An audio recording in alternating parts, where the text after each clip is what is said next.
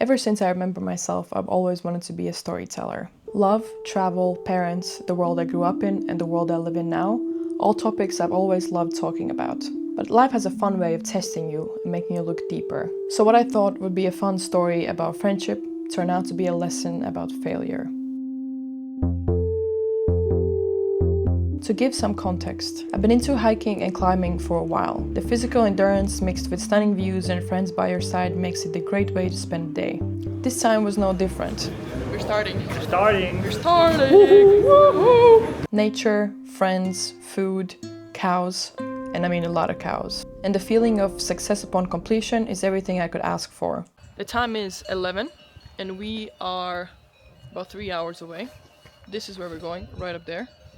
I think, if I'm showing right up here. It says 3 hours and it's 11, so probably see you there in 4. Only this time to be met by a mix of anxiety. This what absolutely terrifies me. It's just big rocks all together and you have to climb them and trust they won't create an avalanche. Unexpected turns, and in the end, being rescued was not on the list. Everyone is safe and healthy, but now I have a totally different story I want to share. See, in my eyes, a good storyteller talks about topics of his own volition, but a great one about topics that take effort and courage, make you look inward when you least expect it. Failure is described as lack of success. I've never been good at failing. I've even tried failing on purpose just to grow and learn, but I've always kind of failed at failing. But for the first time in my life, I experienced failure being the definition of success. When making any decision in your life, both success and failure have usually the same amount of likelihood of occurring. Success is fun and exciting, but failure is seen as a scary monster that keeps you away from trying. Even though I was never good at failing, I thought I was okay with it. But being in a situation you put yourself in, feeling questioned by your choices, the amount of skill you thought you had versus what you actually do. Oh my god. And then a mix of bad luck, such as wind and a fallen hiking trail, can show you a very different side of who you are. What does it mean to fail? I went all the way through that. What does it feel to accept that you weren't as capable or smart as you imagined?